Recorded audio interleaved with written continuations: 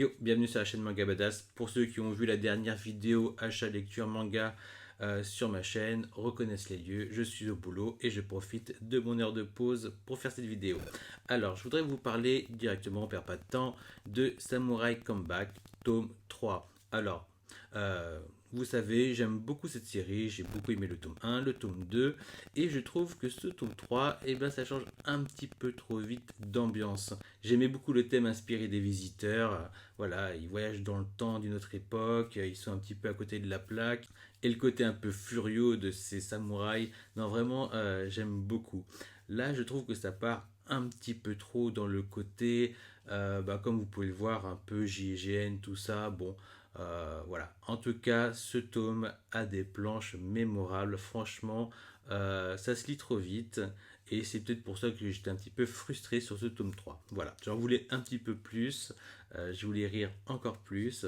Donc, je sais que la série se finit, si je ne dis pas de bêtises, en 5 tomes. Il ne reste plus que 2. Donc voilà, j'espère que ça va aller à l'essentiel, mais surtout que ça va nous apporter ce qu'on attend.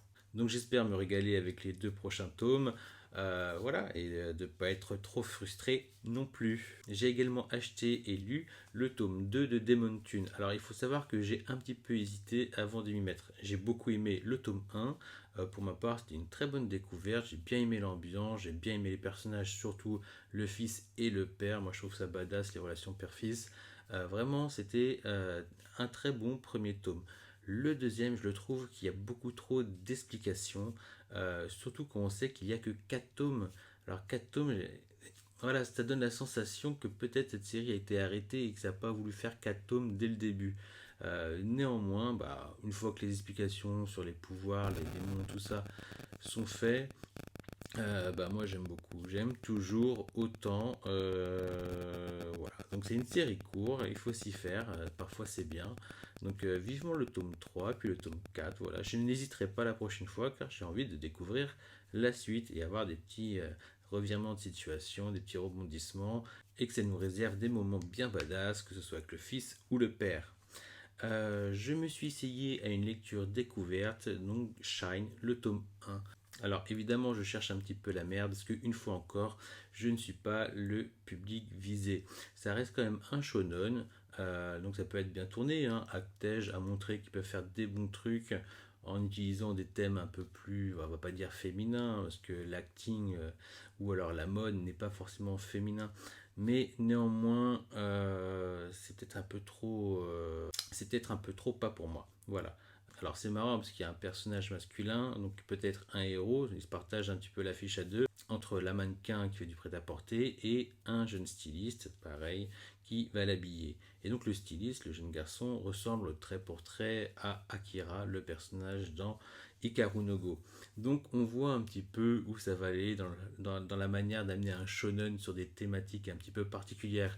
Hikaru no Go, vous comprenez que c'est un jeu de société qui parle du Go.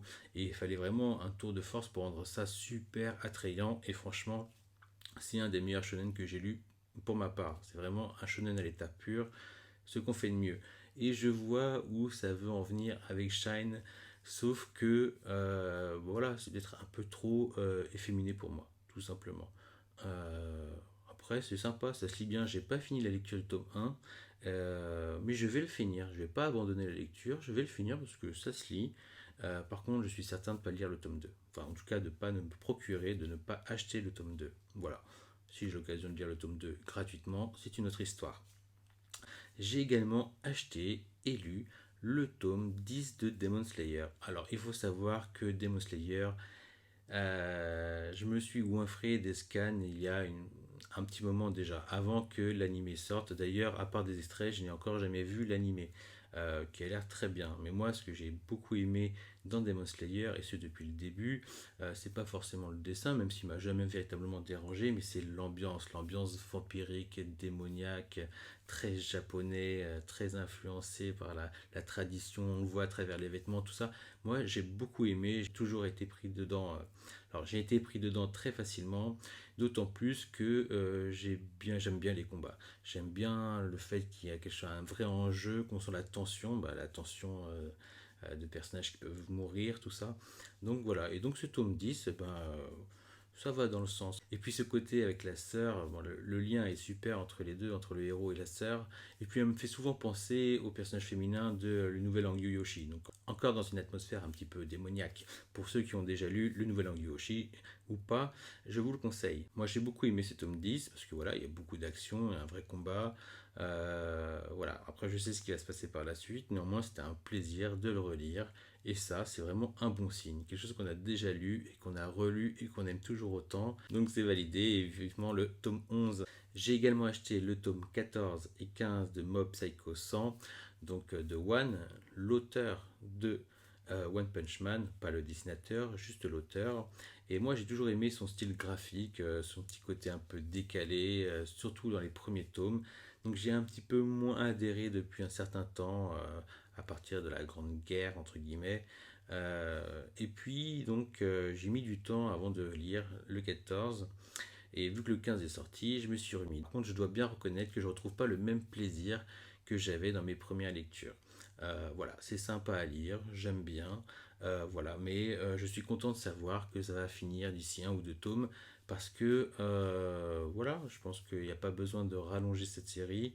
Je pense qu'elle va s'arrêter au bon moment. Donc dans ce tome 15, on a le droit en plus à des extraterrestres, c'est assez sympa. Et voilà, c'est toujours délire quoi. Mais voilà, il vaut mieux s'arrêter avant d'être lassé. J'ai également acheté et lu le tome 2 de Salitness. Il faut savoir qu'il y a 4 tomes. Alors pour moi, c'est la confirmation. J'ai adoré le premier tome. Il m'a pris vraiment à dépourvu parce que par son originalité, son côté décalé, ses personnages assez délirants, mais qui sont quand même ancrés dans une certaine réalité, même si eux, ils sont vraiment à côté, en marge de la société. Donc vraiment, confirmation, le tome 2 me donne envie de lire la suite, le tome 3 et le tome 4. C'est vraiment un auteur que j'aime beaucoup et je prendrai le temps de lire son autre série qui est également en 4 tomes. J'ai oublié le nom, je ne veux pas dire de bêtises, je crois que c'est Imuzuzu, un truc comme ça. Voilà, donc Salitness, c'est vraiment quelque chose que j'aime beaucoup et que je conseillerais pour ceux qui aiment le genre. J'ai également acheté et lu le tome 3 de Levius Est. Alors, j'avais déjà beaucoup parlé de Levius qui était vraiment un coup de cœur, et de Levius Est dont j'étais un peu plus mitigé. Le souci que j'ai avec Levius Est, c'est que paradoxalement, j'ai beaucoup de mal à commencer ma lecture d'un nouveau tome. Le fait que le sens de lecture soit occidental, c'est-à-dire de gauche à droite, n'aide vraiment pas. Moi, je suis habitué à lire de droite à gauche dès que je lis un manga. Donc vraiment, ça me perturbe. En plus, il y a toujours ce côté un petit peu aseptisé que je trouve pas assez crade. Il n'y a pas assez de détritus. Voilà, un peu trop blanc en fait, dans la pagination, dans les couleurs. Mais très vite, en fait, je me laisse à chaque fois de nouveau embarquer.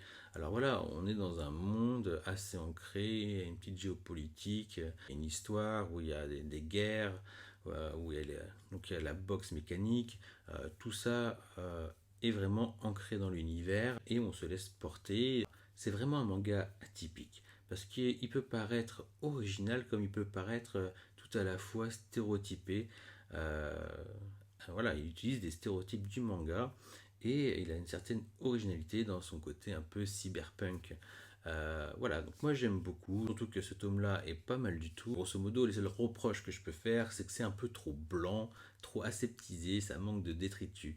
Mais sinon, j'adore l'ambiance, j'adore l'œuvre, j'adore ce manga et j'ai hâte de lire. Bah, je crois qu'il y en a 6 de tomes de sortie actuellement, donc j'ai hâte de lire le 4, le 5 et le 6 prochainement. Voilà, on va s'arrêter là pour les achats lecture manga de cette fois-ci. Je pourrais également vous faire un bilan lecture. Comme vous le savez, je me suis procuré l'intégrale des H2 de Mitsuru Adachi. Donc là, j'ai fait une petite pause aux alentours du tome 23-24. Et entre-temps, j'ai enchaîné les lectures de Alice in Borderland. Donc c'est des lectures dont je ne fais pas un gros topo dessus parce que c'est des lectures qui sont très difficilement trouvables en intégralité dans le commerce. Voilà, elles ne sont plus éditées. Par contre, vous pouvez vous procurer Alice in Borderland en version numérique. Voilà, donc pour ma part, là je suis en train de me faire les 18 tomes, je dois être au niveau du 12 ou du 13, et je vous ferai un topo sur Alice in Borderland lorsque j'aurai fini les 18 tomes. Voilà, parce que je comprends très bien que de faire un topo sur un manga qu'on ne peut pas se procurer, c'est assez frustrant. Alors je le répète, Alice in Borderland, vous pouvez vous les procurer à défaut d'avoir la version papier. Il y a l'intégrale en numérique, ce qui est assez jouissif lorsqu'on sait que on ne peut pas se la procurer. Et je ne vous parle pas des scans.